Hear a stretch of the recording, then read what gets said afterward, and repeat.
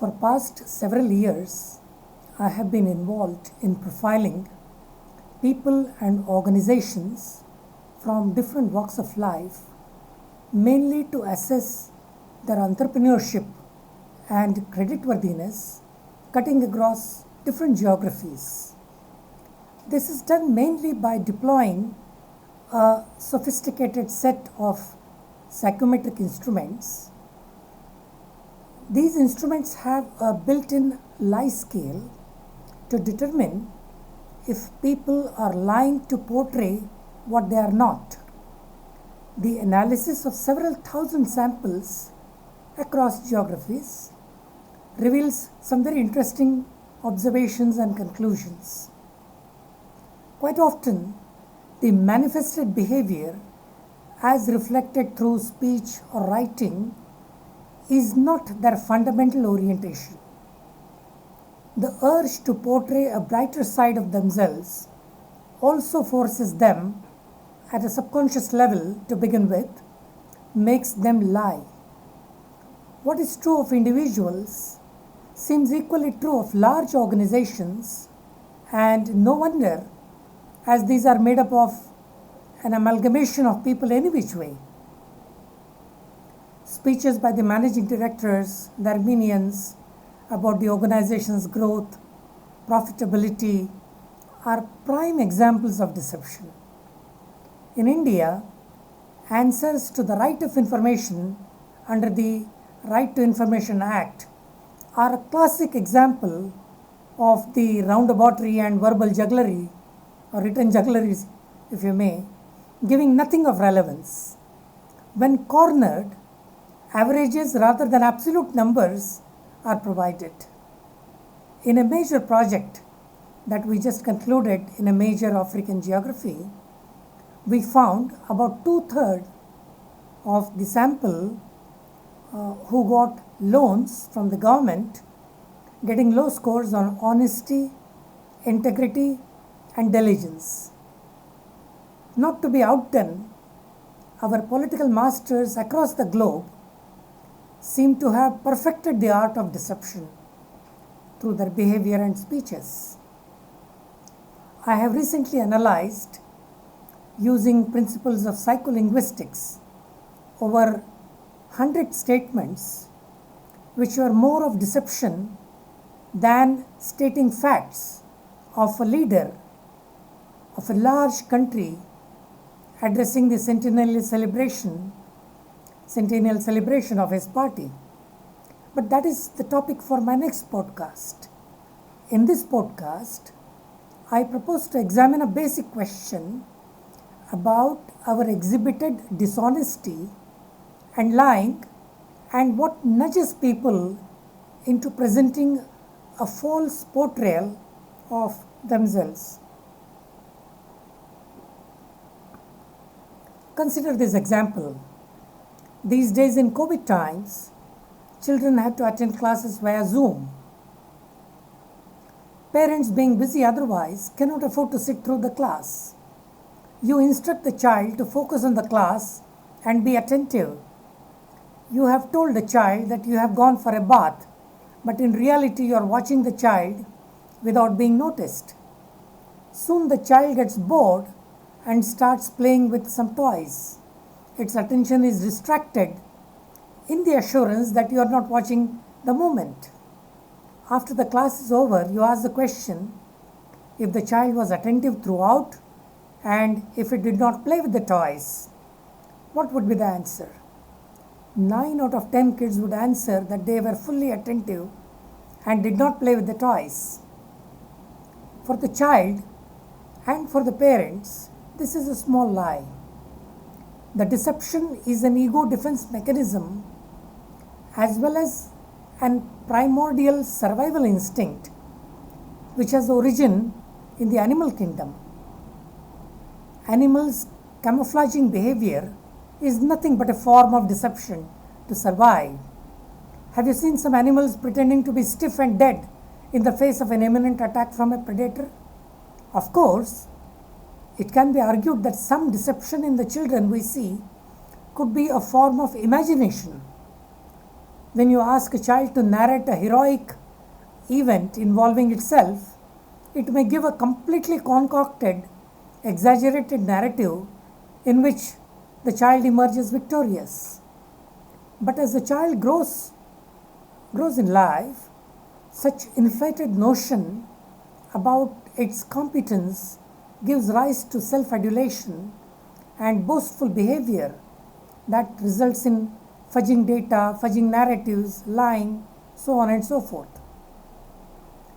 Usually the first lie or deception is a big moment in life. It precedes with a physical reaction, with fast pulse beat, flushed face, and avoidance of eye contact. Principles of lie detection is based on this premise. But when lying becomes frequent and morphs into a habit, one becomes a seasoned and habitual liar. This can be explained by neuroscience. The brain has an adapting mechanism. The brain is constantly coding everything relative to what the baseline is. So if we don't usually lie and then we do, this prompts a big neurological response. But if we lie a lot, the response gradually lessens over time. And after a while, the negative value of lying, that negative feeling, is just not there so much. And this makes it easier for people to continuously keep on lying.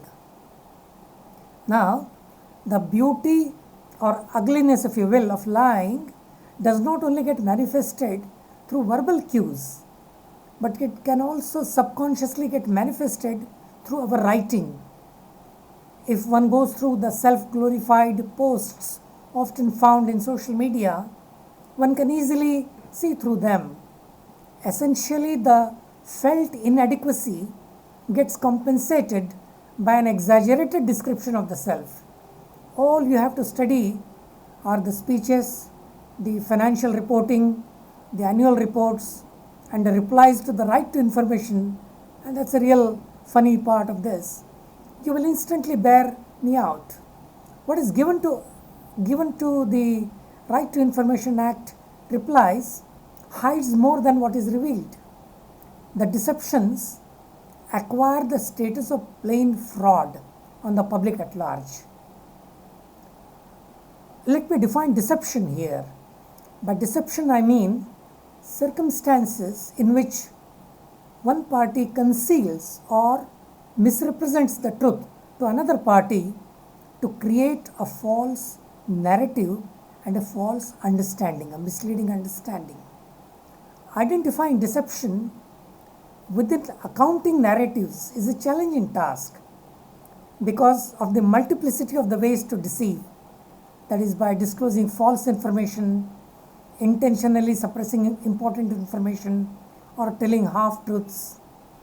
In my samples, when I study speeches of the heads of the organizations or of a political leader, I look for some cues of deception. And these are very important cues. What are these cues? These are complex sentence structure, difficulty of reading and comprehension, the exaggerated positive tone and passive voice, and uncertainty. Let me elaborate on this. My experience over several years of validating responses from my subjects have resulted in some conclusions which I would like to present in this podcast. Dr. Craig, a well-known neurolinguistic, has examined the speeches given by Mr. Raju of the Satyam group, which went bankrupt many years back, and who was the erstwhile CEO of Satyam, a company involved in software development. Dr. Craig explored pronoun use of the CEO that is Mr. Raju's letters to the shareholders. As we all know that Mr. Raju, who resigned in 2009 after confessing to a fraud of approximately 1.5 billion. Dr. Craig analyzed Raju's letters over the 6 years preceding his confession. He found out that as the scale of Raju's fraud developed over a period of time, his use of first person plural pronouns increased considerably. In Raju's CEO letter for the fiscal year 2002-2003, 44% of the 9 first person pronouns were plural. In comparison, in 2006-2007, 98% of the 84 first person pronouns were plural, 44 to 98%. So Craig concluded that monitoring the incidence of first person singular pronouns and first person plural pronouns in CEO communications could help detect the deception. In my subsequent podcast, I will take up few classic examples of political leaders and corporate leaders' speeches and will give cues for deception. But here, while concluding, would like to state few principles of deception that are usually deployed to hoodwink the shareholders and public at large. The first cue is that the person concerned will use very few self-references. It is often, we have done this or we have done that. The use of first person singular pronouns, that is I, me, mine, my, myself, etc., declare an individual ownership of a statement, which will be consciously avoided. Such use has been found to be associated with honesty. When I use the term, I did it, it's mine, it's my responsibility, and so on. A transition involving decreased use of first person singular pronouns and increased use of first person plural pronouns like we, us, ours, ourselves helps deceptive individuals distance themselves from the deceptive content of their statements. Such use helps them shift responsibility from themselves to everybody else. Deception in communication is indicated by the increase, as I said, in first person plural pronouns related to first person singular pronouns. A growth in the ratio of first person plural pronouns indicates a sort of emotional and psychological distancing of the writer or the speaker from the content of the information being communicated. The second cue is of displaying higher cognitive complexity. To maintain fluency and credibility, individuals engaged in deception have to deal with higher cognitive complexity by controlling their body language, their facial expressions, and their account of events.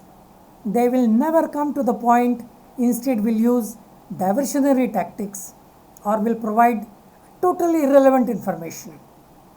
The third cue is in comparison with truthful language, deceptive language is characterized by fewer exclusive words, more motion verbs, and more explainer words.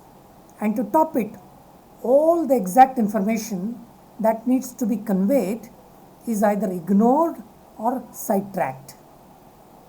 To highlight this point, let me narrate an example from a premier skill corporation at the apex level in India.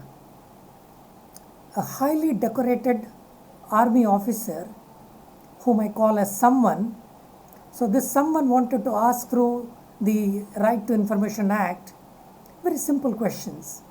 How many candidates have been trained and placed since the inception of the corporation? He got a reply running into several pages with the stock answer that the reply to the question cannot be provided as it is privileged information. Now, this someone happened to be an ex-employee of the corporation. That's the interesting part. Another trait of people who lie habitually is to adopt a confrontational posture when exposed. The same gentleman whom I quoted a few seconds back questioned the minister in a public meeting. What was the outcome? He was publicly humiliated and asked to leave the organization by the head of the institution, who, by the way, had a very checkered and brilliant past. That gives rise to a question why people who are otherwise at an individual level brilliant, honest, and truthful and straightforward become deceitful in an organization. Here we must discriminate between the individual personality and the organizational personality. Once a person joins the organization, he or she willingly adopts the ways of working and wears the organization's culture on his sleeves as a badge of honor. This many a times forces them to lie, cheat, obfuscate, and fudge. And in due course of time, this becomes their organizational personality to deal with the public at large. The fourth clue of deception is usage of words of high positivity. The degree of guilt felt by the deceptive individuals is reflected unconsciously in the tone of their word choices.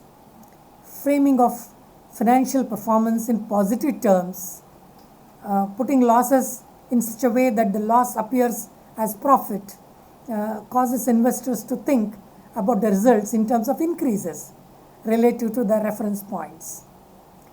Craig, about whom I have quoted earlier, examined letters to shareholders of Satyam's CEO Raju.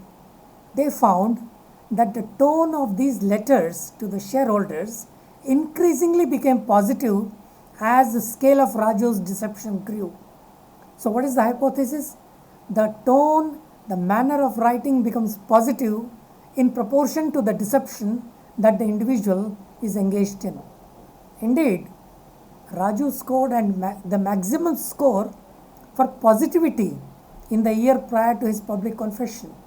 So much so that he was able to deceive to such an extent that he was awarded the Golden Peacock Award for corporate governance by very, very eminent people. Usually such people's address to the shareholders contains words such as commitment, passion, integrity, national causes, etc. But as someone cynically has said, integrity is the word most commonly used by crooks. Let me pause here. In the next podcast, I will analyze Xi Jinping, the Supremo of China, his address at the 100th anniversary of the CCP, the Chinese Communist Party, and I will examine critically how much deception it had, or it was a very straightforward kind of an address. Thank you very much.